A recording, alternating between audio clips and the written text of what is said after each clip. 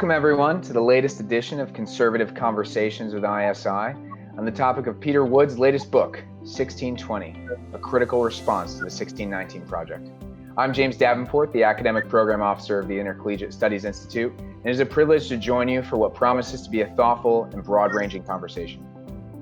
I'd like to give a special welcome tonight to our students, faculty, alumni, and supporters who have partnered with us to pursue our mission of educating for liberty. Your friendship has been essential in allowing us to build the educational programs and network that have produced some of the most impactful leaders in American life today. From Supreme Court Justice Sam Alito to Hillsdale College President Larry Arnn to entrepreneur and investor Peter Thiel. For that, we are very grateful to you. And I'm excited to offer you this special program tonight as a way for you to engage with us in the battle of ideas. Joining me this evening is Peter Wood, the president of the National Association of Scholars. Dr. Wood is an anthropologist and former provost. He was appointed president of National Association of Scholars in January 2009. Before that, he served as the executive director and as provost of the King's College in New York City. Dr. Wood is the author of A Bee in the Mouth, Anger in America Now, and of Diversity, the Invention of a Concept, which won the Caldwell Award for Leadership in Higher Education from the John Locke Foundation. These books extend his anthropological interest in examining emergent themes in modern American culture. And again, in his latest book, he studies another emergent theme in American culture through the 1619 Project. Dr. Wood, thank you for joining us. Very delighted to be here. So, Dr. Wood, before we dive into the topic of 1619 and your book, your response to it, I would love it if you could just tell us a little bit about the National Association of Scholars and what you all do there. Well, the National Association of Scholars was founded in 1987.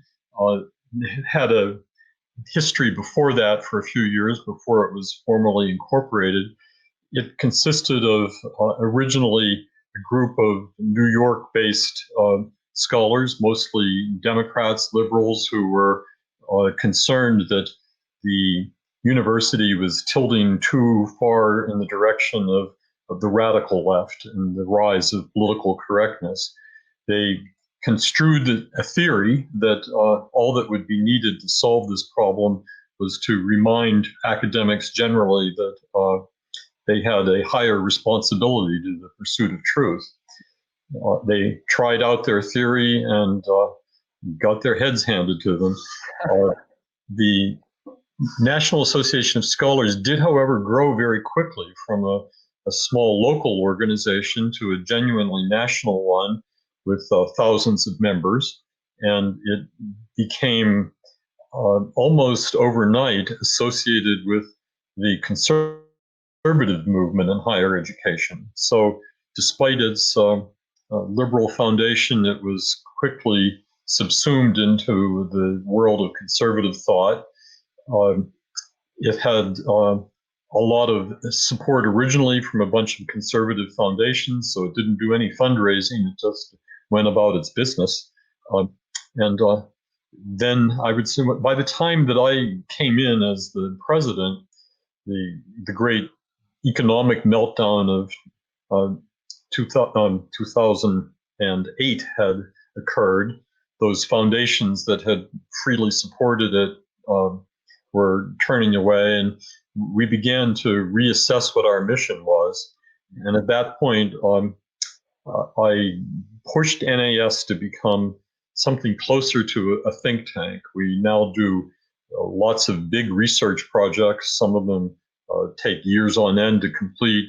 We produce long studies of 500 or 600 pages that nobody wants to read, but have to be written anyway because this is establishing the factual basis for larger claims. So we did a study of Bowdoin College in Maine titled "What Does Bowdoin Teach?", which was a kind of top to bottom inspection of one college. And it was answering the question, what does liberal education look like today at the prestigious small liberal arts college? And happened to be Bowdoin in Maine, but could have been any of several dozen others. We've done a study of social justice education in America and one on civics education. Perhaps we're best known these days because we were the first to blow the whistle on China's creation of Confucius Institutes in American universities. And our work there got picked up by the State Department, the FBI, the White House, Congress, and it's now become widely known that the Chinese Communist Party is engaged in some very serious mischief in American higher education. But that started with us pointing something out that others seemingly hadn't noticed. But those are 3 or 4 of what have now come to be about 30 or more fairly major studies on issues in higher education that we think have somehow eluded the attention of places like the Chronicle of Higher Education or Inside Higher Ed. Since we began, there's been an emergence of websites that are more as a journalistic counterpart to what we're doing. And they're doing a very good job in capturing the scandals as they break, as important academics find their rights to free speech and free expression curtailed by the cancel culture. We're very interested in that as well. But where all this leads is that tonight I'm going to be talking about the National Association of Scholars 1620 project, which is a pushback against the New York Times' 1619 project, and we'll have ample time to go into that. What I should say is that it's characteristic of what we do that we take on these large problems that are not handled by the mainstream media, and within the realm of higher education are frequently drowned in the chorus of political correctness on campus, which just does not welcome rational dissent, argument, contrary evidence, or anything of the sort. Absolutely. And I would encourage all ISI faculty members who are watching tonight, if you don't already know about NAS, definitely look them up, see what they're doing, read some of their reports, or at least part of them. And similarly to NAS faculty, check out ISI's resources. We love to work together on that sort of thing. And so let's get started. Dr. Wood, we'll start simply, as it were. What is the 1619 project? Well, first of all, it's a document. On August 18th of 2019, a Sunday, the New York Times Magazine was devoted to the 1619 project. That was its title. It was 100 pages, 10 significant essays, and another 10 or 15 shorter pieces and sidebars and photographs and so forth, all lined up in pursuit of one goal, which was to redefine the founding of America as not in 1776 or some other dates that could be proposed, but as the arrival of slaves in Jamestown, Virginia in August of 1619, 400 years before the publication of the Times' expose on this. The Times spared no expense on this. It was a major project for them, and they proceeded to publicize it to the nth degree. They took out commercials on the Super Bowl and things like that to make clear that this was a big thing. But what was it saying is really the question. And by trying to say that the true foundation of America was the arrival of slaves, that they were going to reposition our history through that lens, was to say that racial oppression, the subjugation of people of African descent, forced labor, exploitation of not just labor, but every aspect of culture was the key to understanding what America really is. So this was to take racial division and racial animus, which is already quite a strong element in America in recent years, and pump them full of a new kind of adrenaline of telling a historical story that blots out virtually all of traditional American history, or if not blots it out, so radically reinterprets it as to make it unrecognizable. Probably the most noteworthy piece of that reinterpretation was the claim by Nicole Hannah-Jones, who was the Times lead writer on the project and organizer of it. Nicole Hannah-Jones declared that the American Revolution was fought by the patriots, the colonists, in order to preserve the institution of slavery from the threat that the British might emancipate American slaves and bring a legal end to slavery. This, I probably shouldn't have to say this to this audience, but it's worthwhile restating it. We do know why the American Revolution was fought. It's not a deep mystery.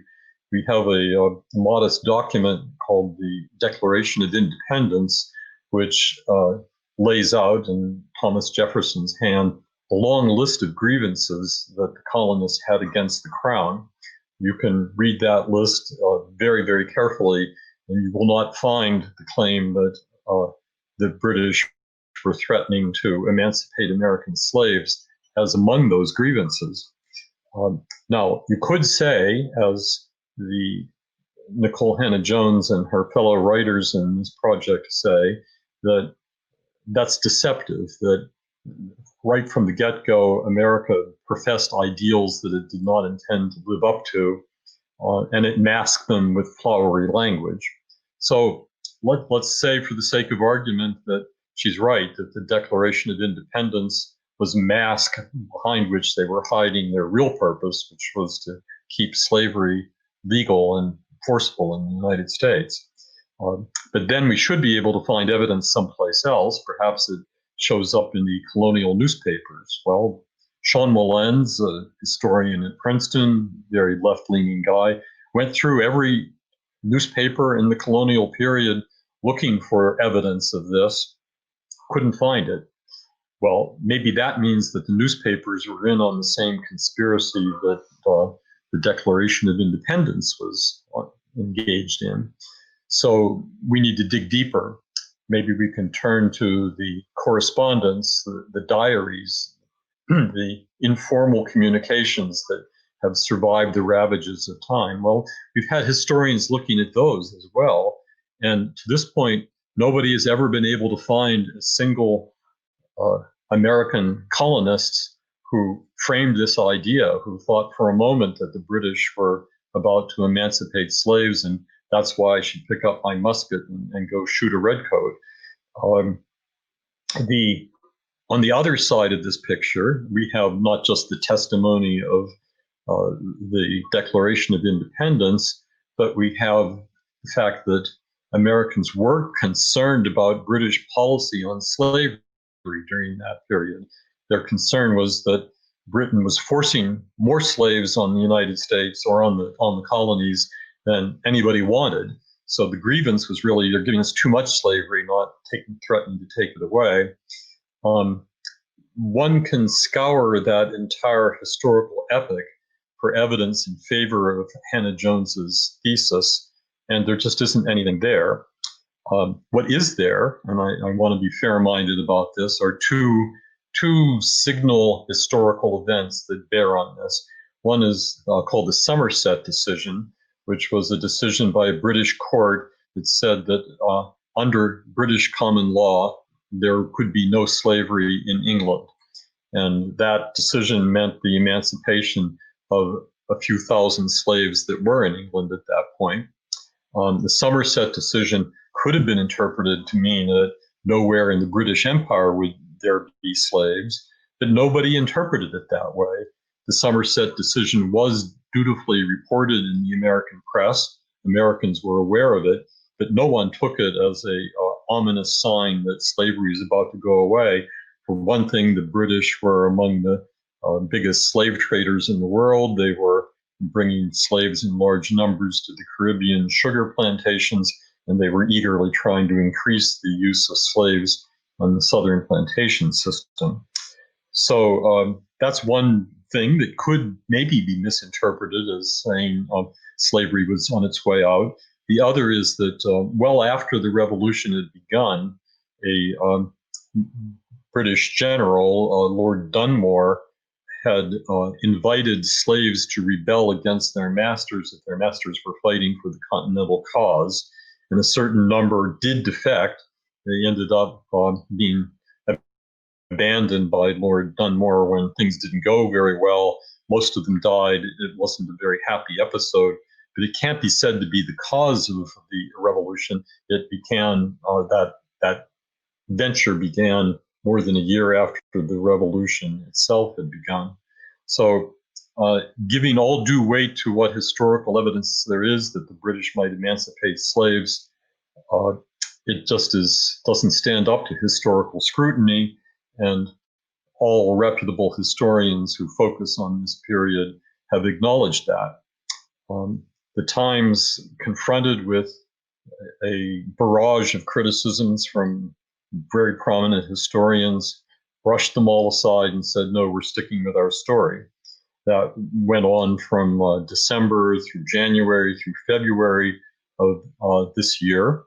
And then a little bit later in the year, a professor of history, Professor Harris, came forward to announce that she had been asked to fact check the 1619 project before it went to print for the New York Times, and that she had told them that this claim about the American Revolution was false and should be taken out.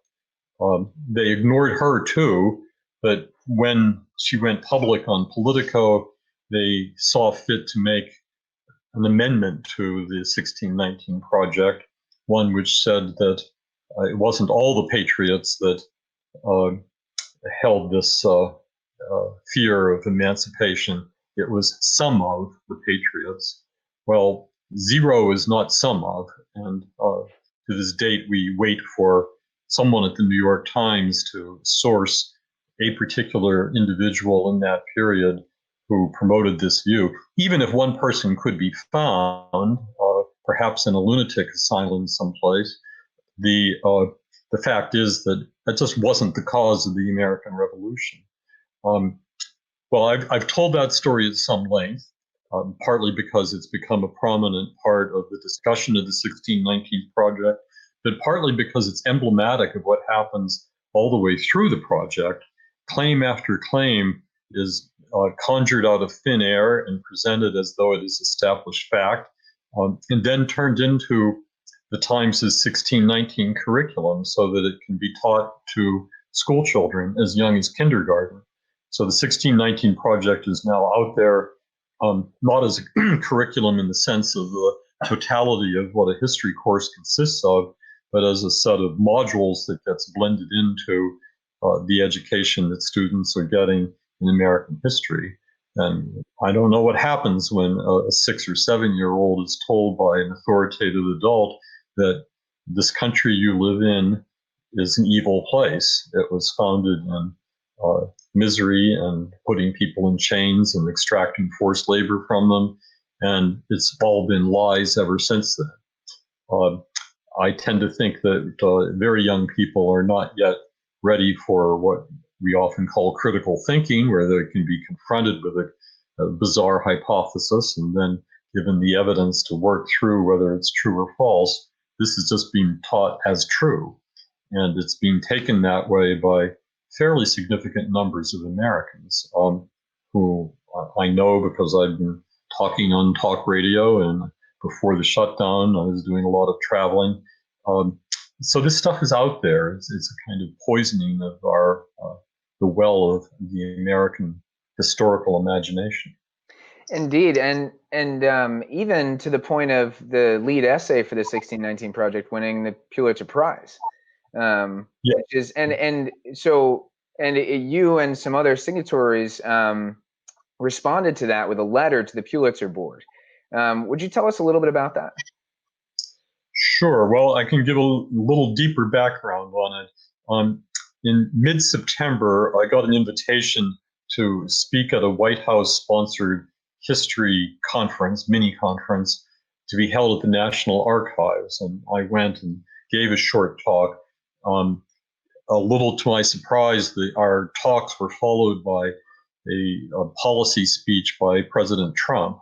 where he called out the 1619 Project as posing real danger to American identity, to the way we teach our children, and called for it not to be taught in our schools.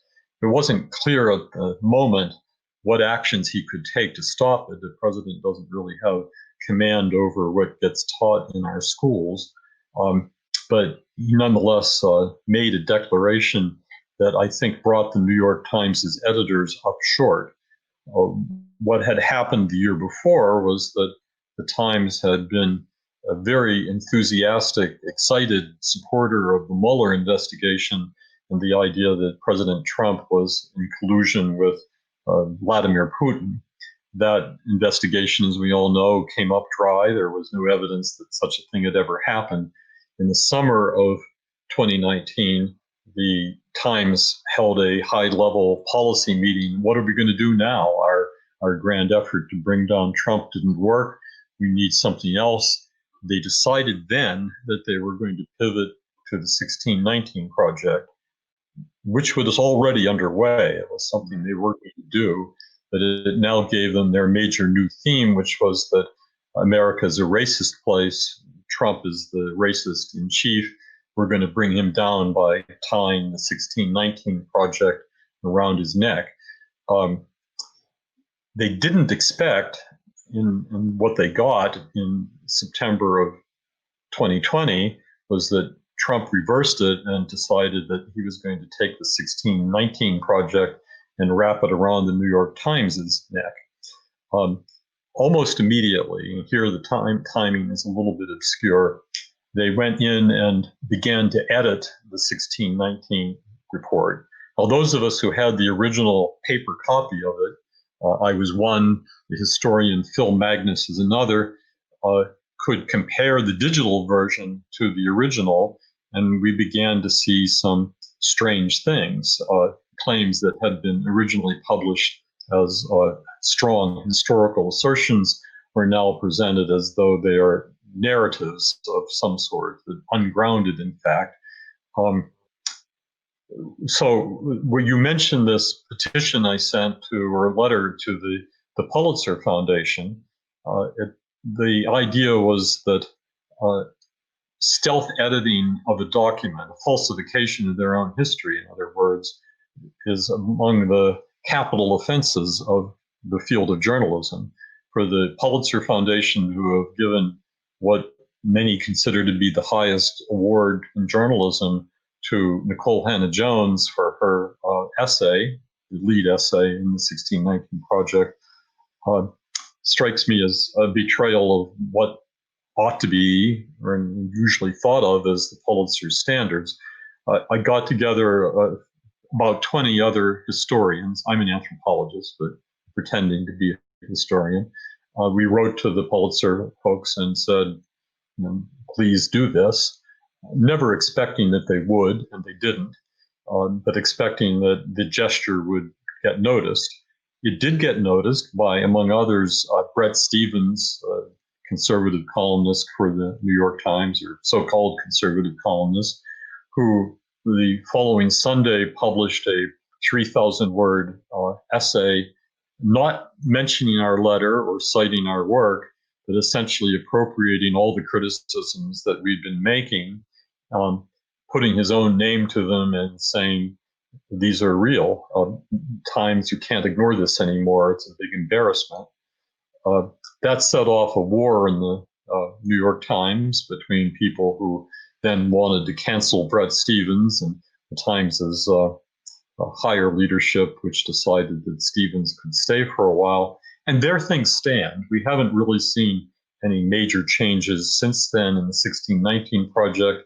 Maybe the level of loudness of the project has diminished as the Times has begun to realize that this undertaking has not redounded to their honor, that they have paid a pretty significant cost in the credibility of the Times, at least to fair-minded people. Now, I put that qualifier in there in that I think one might say that a fair number of the regular readers of the New York Times cannot honestly be described as fair-minded people, nor can readers of the 1619 Project who are willing to vouchsafe its importance despite its inaccuracy, fair-minded people. We have to have some kind of standard, at least the minimal standard of factual truth in making large historical arguments. The Times has failed in that endeavor.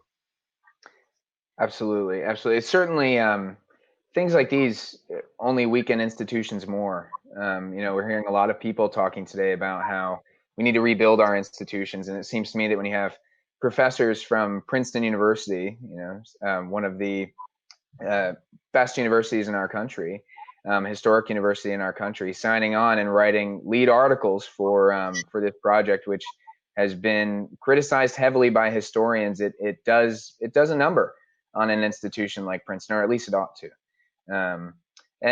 So let's get to the title of your book and the title of the NAS report, 1620.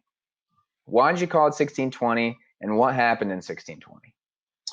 Well, that's one and the same thing. We called it 1620 because if you are going to go looking for the predecessors of the Declaration of Independence, the first stirrings of a national identity that crystallized when Jefferson wrote the Declaration, you can probably find quite a few things that have some significance to them, maybe even beginning with the arrival of Christopher Columbus. But I think none really rates a greater historical moment than November 11th, 1620. And that is when a ship coming from England arrived off the coast of Cape Cod. On board that ship were a small number of religious dissidents who had come from Holland by way of England, and a much larger number of people who intended to become settlers in Northern Virginia. They had been given contracts by the London Mercantile Company, I think the name of it is, and expected to come here and be farmers and tradesmen, that sort of thing. When their ship, the Mayflower, was blown off course and ended up off New England, these would-be settlers declared that they were no longer under contract and they could do what they want, go where they want, govern themselves as they saw fit. That posed a problem to the religious dissenters, the Pilgrims, who realized that they were already short of provisions. They were arriving at the onset of winter in a place that was unsettled and largely unknown to them and to the British, with native inhabitants who might well be hostile. They thought maybe we need to hold together to manage this. Over the course of the day, they negotiated a short agreement. It's fewer than 200 words. We call it the Mayflower Compact, but it did a few remarkable things. It decided that this group of heterogeneous people, they didn't all think alike, they had quite conflicting views on many matters. These people were going to stay together and form what the compact calls a civil body politic. That meant it was going to be a self-governing group of people. They were going to elect their own leaders, not simply appoint them. They were going to frame their own laws, not that they were rejecting the British Crown, but the British Crown had no capacity to govern them in their immediate circumstances. So they were going to create laws. Then there were some other things which were pretty astonishing. They were going to put aside their religious differences and be a single community. They put aside basically all the old world forms of hierarchy. You may remember in the Constitution, we have no patents of nobility. Well, the Pilgrims got there first. They decided that they wanted the servants as well as the masters to sign this document. And they were going to treat everybody basically as equal. So a principle of equality was being enunciated, and a principle of liberty. They were going to be self-governing. So out of the Mayflower Compact came the concept for the very first time in at least British North America of a self-governing community. In addition to that, they did land eventually at what we now call Plymouth, and they set about creating this community against very dire odds. Nearly half of them died during that first brutal winter, but they stuck by their compact. They reached a treaty with the Wampanoag Indians, which lasted over 50 years. And the Mayflower Compact was their governing document for 25 years until their colony was swamped by the arrival of the Puritans and the creation of Massachusetts Bay Colony. So we are looking at Plymouth as a template of what became the idea of American self-government. It was a template that was never forgotten. It was often copied. The settlement of New England and eventually of much of North America took the form of trying to create communities that followed this model, that said, no, we're on our own, largely speaking. There's no government that can reach out and take care of the immediate problems, so we have to figure out how to live together in a peaceful, law-abiding way. Where we looked to see that happen first was at Plymouth. Now, of course, Plymouth was not the first colony. Jamestown, among others, was going strong before then. Jamestown was a company town run by a private company in England under license from the Crown. It did have a legislature, the House of Burgesses, which was formed in 1619, as it happens, but its members were appointed, and the idea of a free, self-governing colony just wasn't there in Jamestown. There's other important things to say about that colony, but that's not one of them. So why did I say 1620? I wanted a strong counterpoint to the audacious claim of Nicole Hannah-Jones that 1619 is where it all begins. And I wanted to redirect attention away from the idea that slaveocracy, the Times' word, is really the foundational concept of America. No, the foundational concepts of America are liberty and freedom in the form of self-government. And those get articulated in a humble way, but a very powerful way, a little over a year after the arrival of those slaves, about which we can say more, but that's the answer to your question. Absolutely. And it is, it's always interesting reading the Mayflower Compact and then reading the Declaration of Independence and just sort of thinking about that era of American history. You can really see the connection. You can see the sort of American principles, the sort of ideas that we coalesce around, even though we can't coalesce around blood and soil, right? We couldn't coalesce around the same things that the Europeans could. So I just want to take a quick moment to say, if you do have any questions for Dr. Wood, be sure to drop them in the Q&A. I will be getting to that at about 7:45. All right, so I do want to ask, you look at this project and you think, why didn't they pick 1620? Why are they doing this in the way that they are? Is it an ignorance of ideology? Is it a sort of blindness? Is it ill will? What do you think is sort of driving this thing that the 1619 project is doing or attempting to do? Well, it's probably a blend of the things you just mentioned. There's plenty of ill will in it. Knowing misstatement of the facts is ill will. Ideology, for sure. There's a element here of what we've now all learned to call critical race theory. Everything is about oppression. If it doesn't fit, we'll make it fit. The driving idea of the 1619 project is to infuse more energy and more resentment into the racial divisions of the country. I mentioned already that there was a political motive there, but it goes well beyond the political motive, at least for Nicole Hannah-Jones. She followed up the 1619 project, apart from her never-ending lecture tour on this, with another long article in the Times magazine 6 months or so later, titled "What is Owed?" And there she translated what she was up to into what she really wants, which is massive reparations to anyone who can trace ancestry to an enslaved Black person. This is reparations in the many billions of dollars, um, coupled with an interesting caveat, which is to say she doesn't expect the reparations to end anything or solve any problem. It's just what's owed. It's like a down payment towards a principal that can never be paid. Americans will forever pay on the debt, but never fill the debt created by the system of chattel slavery that existed from the 1670s roughly till the 13th Amendment.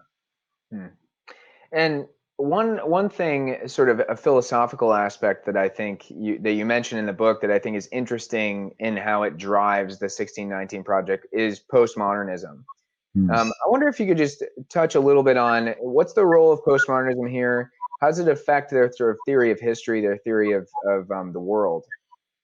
Well, I will offer not a terribly sophisticated a sketch of what postmodernism is. The idea is that objective truth is an illusion, that we live in a world of propositions and opinions that can never, ever be fully grounded in fact. This is the Nietzschean notion that everything is interpretation. And when everything is interpretation, those who can most powerfully force their interpretation on others are the winners. Powerfully is the adverb there, but what's really being sought is power. So the 1619 project should, I think, be seen as an instrument for gaining and wielding power, forcing others to agree, even if they have their own interpretations. I have been on radio interviews recently where someone has said to me, well, that's your interpretation. No, it's not just my interpretation. What happened in 1620 is real historical record attested by every source imaginable. Now, could it be interpreted in different ways? For sure it could. I interpret the Mayflower Compact as having a precedent for the Declaration of Independence. It's not necessary to do that. The document stood in its own historical time and place and can be interpreted backwards to the Magna Carta, for example, and emphasis being put on the common law tradition, matters like that. So it's not that I deny the importance or the power of interpretation, but interpretation has to be grounded in facts. Postmodernism says no to that. Postmodernism says those who can forcefully prevail over others get their way. This unanchored or unmoored sense of what history is, and now even what science is, for example, is a terribly destructive force that has been let loose in what I guess we used to call the modern world. But our postmodern world is more of an intellectual anarchy in which nothing can ever be settled. We play a perpetual game of volleyball in which hypotheses are bounced around, but it is a fruitless task to think that anything can really be known. All we can do is interpret away. If I suppose that water is made of 2 parts hydrogen to 1 part oxygen, that's an interesting opinion, Dr. Wood, but how do we know there isn't sulfur in there? So there you go. We are in that world right now. And again, I would suppose that just about everybody on this call is familiar with it and frustrated by it, because we who aspire to the intellectual life, the scholarly life, depend on some notion that the truth is knowable. If you're coming from a Christian background, as I do, we think that our ability to know the truth is God-given. And it's even more disturbing to me to see postmodernism seeping into churches and religion as well. But then again, it's a kind of acid that dissolves everything. So why wouldn't it dissolve religion along with history? Well, in many ways, that's what we're fighting here at ISI in the battle of ideas, as I said earlier, right? We're fighting against this sort of intellectual anarchy, as you called it. I like that phrase. So one as a sort of, as we head into the Q&A, I want to just ask, where do we go from here, right? Slavery did exist. It is a part of our past. It's something we need to grapple with. But we also want to do justice by the American founding. I wonder if, how do we do that? How do we move forward and not just sort of brush slavery under the rug, but also not make it everything that America is about? Well, I think we have been doing it and doing it pretty well for the last couple hundred years. That is, we had an abolition movement that drew attention to the best or a better interpretation of what our founding principles are. We had Abraham Lincoln, who gave powerful voice to the larger implications of those principles. We had a civil rights movement that did it yet again and yet deeper. It's not that Americans are clueless about how far short we have fallen of the principles that we aspire to, but we still aspire to them, and we have made tremendous progress over our history towards realizing those goals. So what do we do next? Well, I think we are indeed engaged in a kind of combat over these matters. My book is one small piece of that combat, but all of us need to be aware of what's at stake. No nation can exist that hates itself. And to propagate a doctrine that says that all we can do is hang our heads in shame, regret, and remorse does not give us any basis for governing ourselves in any form.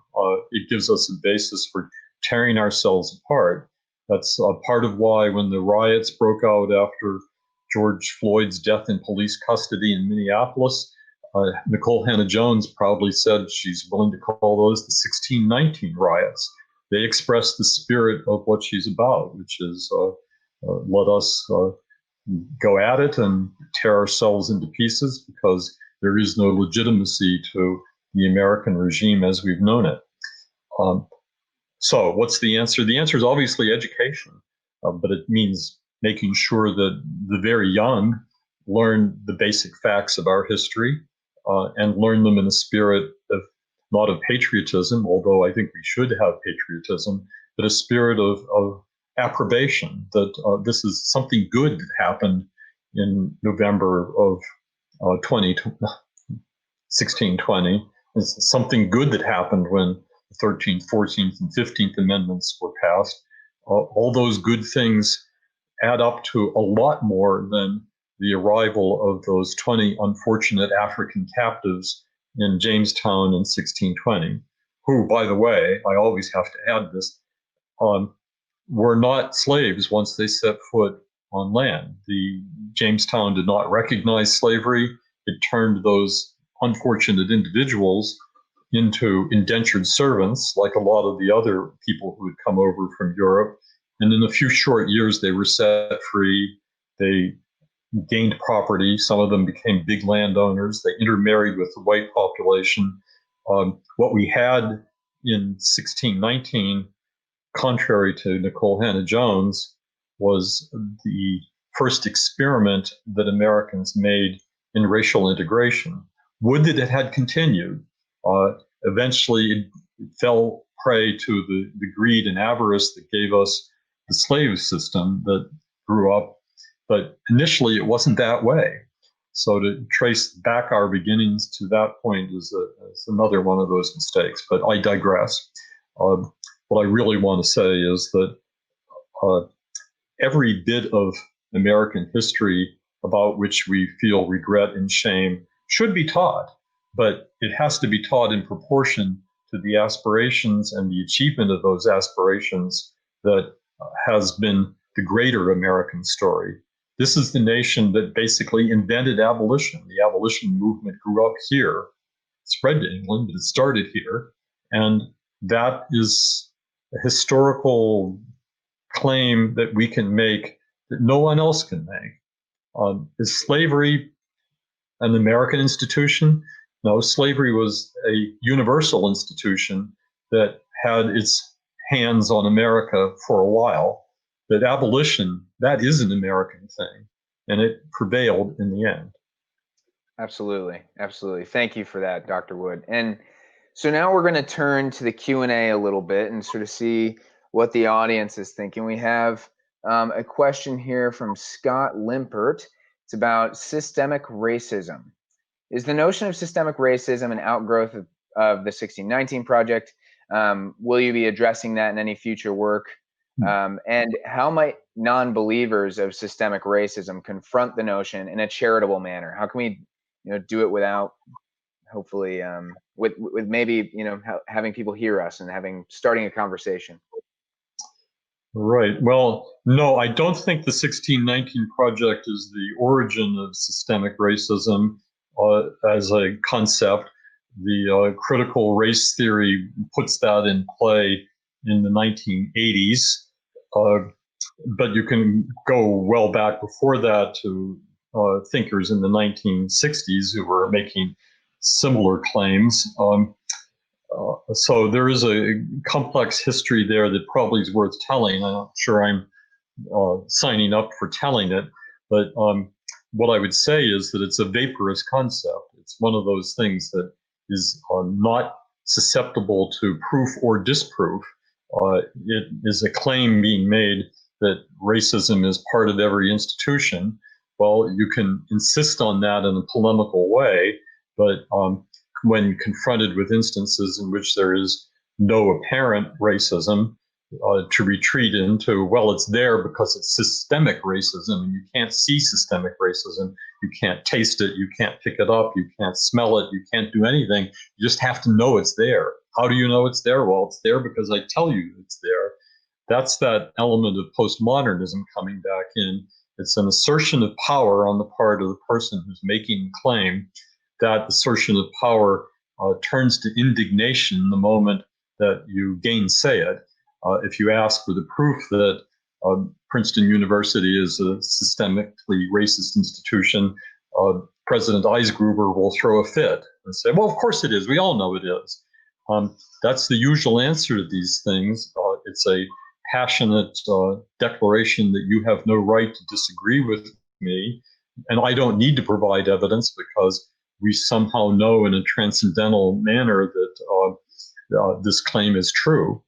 Now, the most important part of the question you asked is how to, forget exactly how you phrased it, but how do you have this conversation in a gracious way? How do you say this without screaming at the other person or demeaning their intelligence or bringing them to the point of emotional meltdown? Well, I wish there were a good answer to that.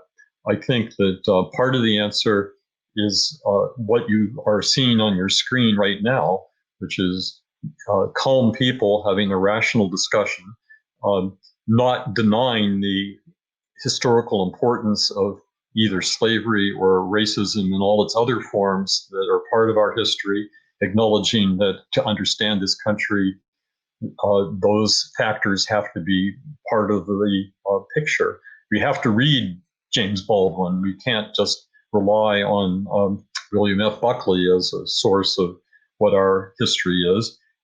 We have to have debates, and we have to have those debates in a manner in which we, if not grounded in true respect for the other person, the facsimile of respect will go a long way. I can't say that I truly respect Nicole Hannah-Jones. I think she prevaricates in some terrible ways. But if I had the opportunity to have a debate with her, you can believe that I would keep my cool and I would debate her on the merits of her arguments. And I would go out of my way to find what those merits are, because nobody lies about everything. So here's the recipe. If you don't really respect your opponent on this and you want to get their attention, search through their arguments for that which you can accede to and agree. Don't falsify your own views to get there. Search truly to find what is meritorious in their views and build a bridge from there. Try to have a conversation in which you come across as a person who's reasonable and is willing to listen to the other person, and chances are they will then listen to you. I think that's great advice. I think really engaging with another person and trying to understand how they think, what they think, can give you a really an avenue into having a civil conversation. We have another question here from one of our viewers, Bradford Hare. Where are these fallacies being embedded in education, and how do we combat that at the local level? So I suppose he's asking sort of how are students getting access to these modules? How are they getting into public schools? How can we keep them out? That sort of thing. Well, they're getting into the public schools, first of all, directly through the teachers. The Pulitzer Center, the arm that promoted this, bypassed school boards and state boards of education, took them directly to the teachers. They showed up at national teachers conferences and said, here's something free that you can use. Do you think you're teaching enough about Black history? Well, here's where you can teach more, and better yet, we've got this all laid out as a grade appropriate module for you right now. Just slip it into your course and no questions asked. Now, how much that's happening around the country now, nobody knows for sure. I'm sure it's in the tens of thousands of teachers have accepted this kind invitation and adopted it, but they're not under any supervision that says that these modules have to be examined. If you go to school principals, school superintendents, school boards, and ask, are your teachers teaching the 1619 project? Many of them could answer in good faith, no, I don't think so, but they'd be wrong. These things are in the schools. There are other school districts, some very large and important ones like Chicago and Buffalo, that have formally adopted it and told their teachers that they should be teaching these. I was reading a report earlier this morning of a major school district in New Mexico, I believe it was, that has just formally adopted the Arizona, the 1619 curriculum. So it's there if you go looking, but you may have to do more than just looking casually. I do think that does point to an answer. Part of the answer is that you've got to get to the school boards and tell them, stop this thing. This is not a curriculum that is approved. If the school board thinks otherwise, then you need to elect new members of the school board or run for it yourself. Yeah, absolutely. And to a point you made earlier, Donald Trump can denounce the 1619 project, but there's not always a lot that he can do to affect change in that. And we do need people sort of taking responsibility in their local communities, talking to school boards, running for school board, things like that. They're so important. Another thing I wanted to ask, and there have been a couple questions about this in the Q&A, is so what effect did this summer have on the 1619 project? Right, we had the George Floyd killing. We had the riots, which Nicole Hannah-Jones called the 1619 riots. What effect did this have on the sort of spread of 1619? Well, I think the spread had occurred largely before the riots did. That is, the Times had been heavily promoting this since August of last year.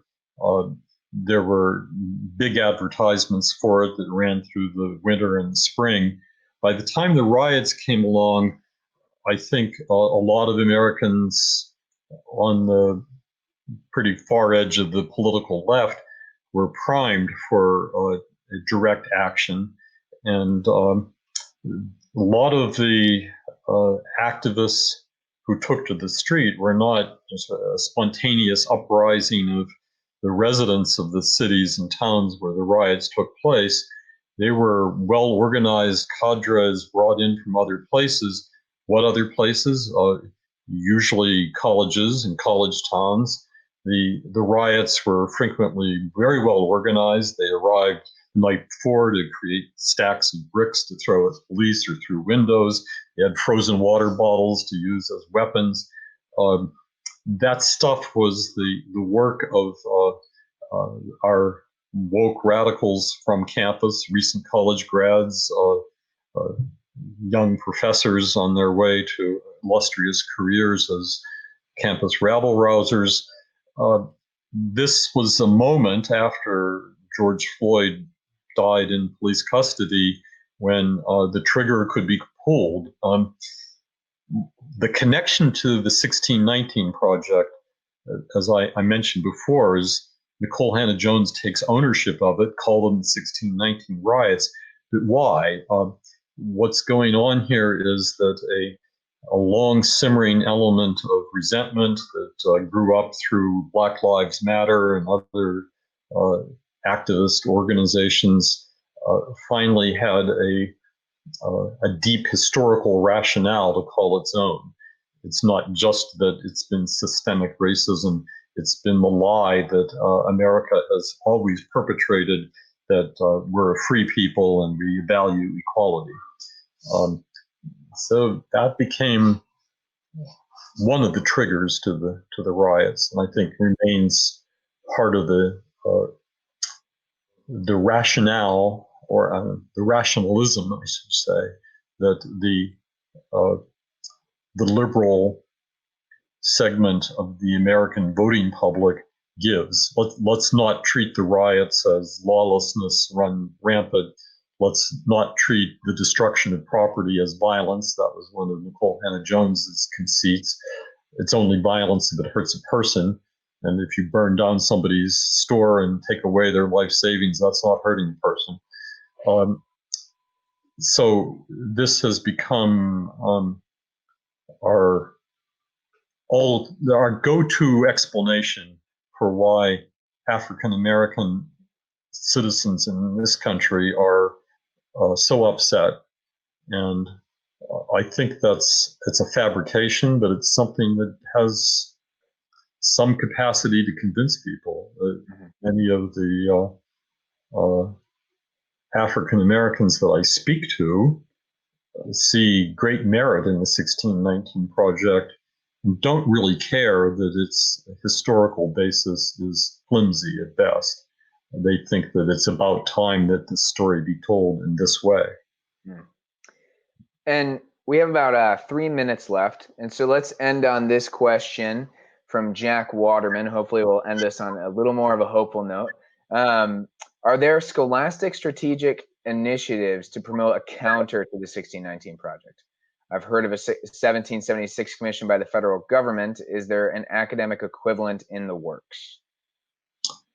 To my knowledge, no. The 1776 commission was what President Trump announced at that September speech at the National Archives. He's followed it up with an executive order, but to my knowledge, the commission itself has not been appointed, and there's nothing stirring there.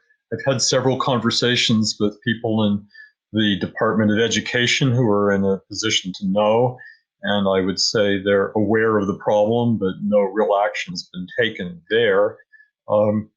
The executive order that came down that prevented federal money to be spent on teaching critical race theory could conceivably be applied to the teaching of the 1619 Project, but I haven't heard of any instances of people trying to make that happen.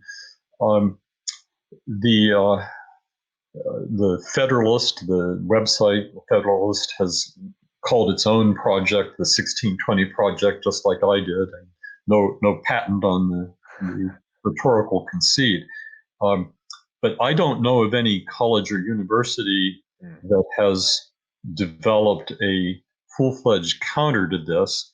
I have been in a lot of discussions with conservatives who are eager to restore the teaching of civics in American schools, and civics, broadly speaking, includes teaching at least the history of the American founding. So there are some efforts underway to make that happen. There is a 1776 Unites project led by Bob Woodson that is calling for a teaching of Black history with an emphasis on positive achievement rather than on racial oppression. That, along with many other good ideas coming from organizations like the Bill of Rights Institute, could play into the creation of the counter narrative. But what's really required here are colleges and universities who see a problem and want to address it. Maybe Hillsdale is addressing it. I haven't checked.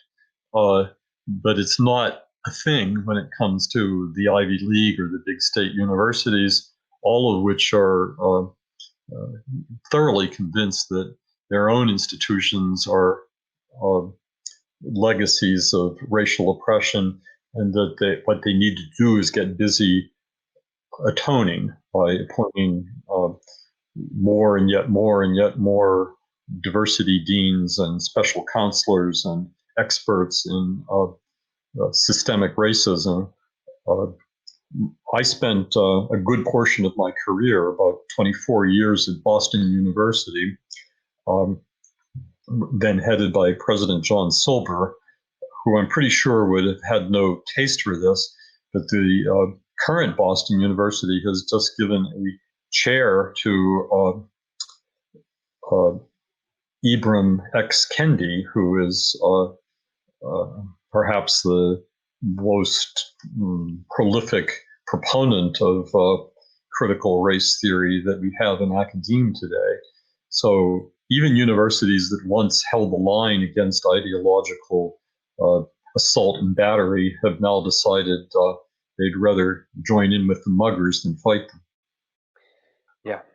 Yeah. Well, unfortunately, we're out of time, but it's been a great conversation. It's been great to learn a little bit from you tonight, Dr. Wood. Thank you for writing this book. Thank you for coming on with us.